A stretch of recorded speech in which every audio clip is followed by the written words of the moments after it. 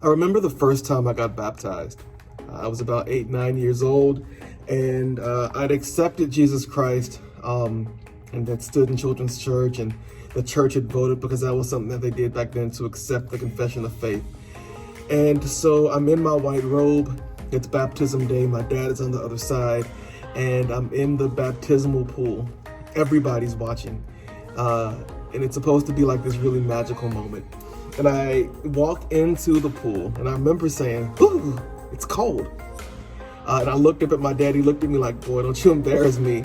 And the baptism happened, and yay, claps, all that stuff. It was great.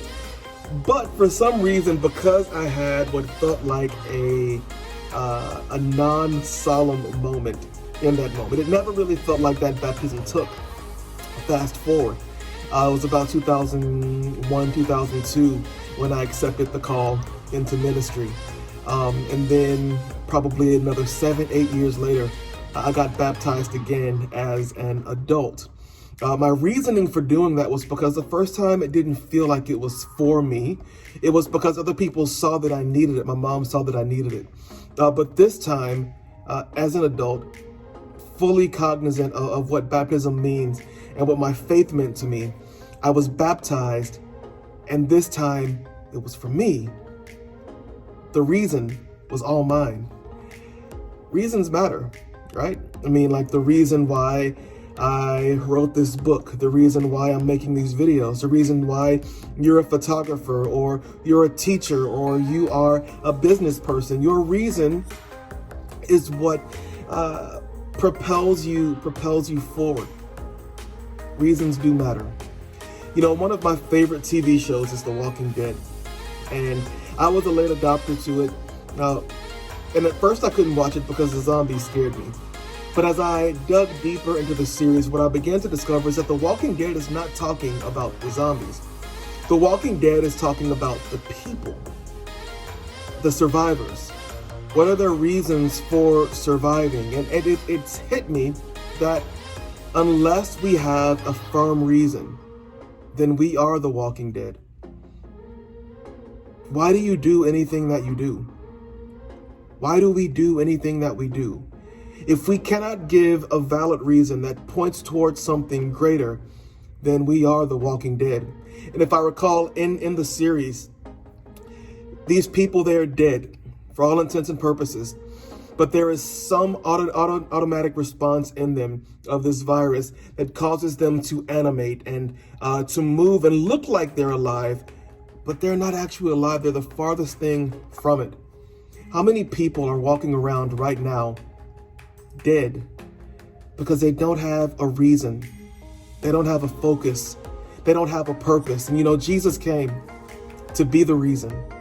Jesus came to provide the focus point. Jesus came to provide and clarify our focus and our purpose for being alive.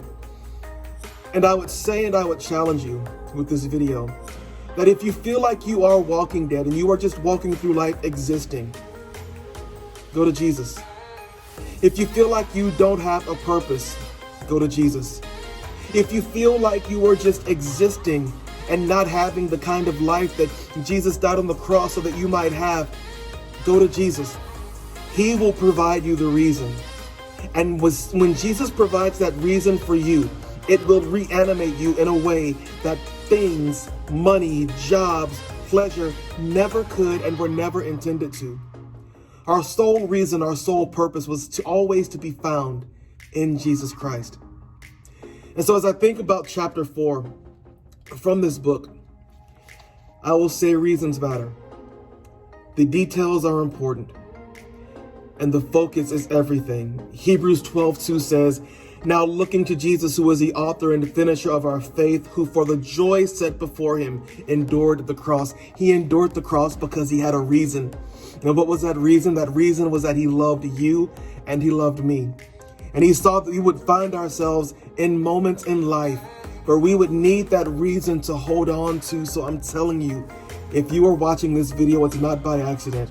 It's because Jesus wants you to know that you have a reason, you have a purpose, you have a calling, and let him be your focus. All right? So Thank you for tuning in for episode 4, chapter 4 of Slaying the Lion. I'd love to hear from you. Leave a message, leave a comment on this video. Hit me up on social media at Frozen DFW, at JD Speaks. I would love to hear from you to know kind of what these videos are doing for you, how they're helping you. I love you. God loves you more. Be blessed, and I'll see you soon. Goodbye.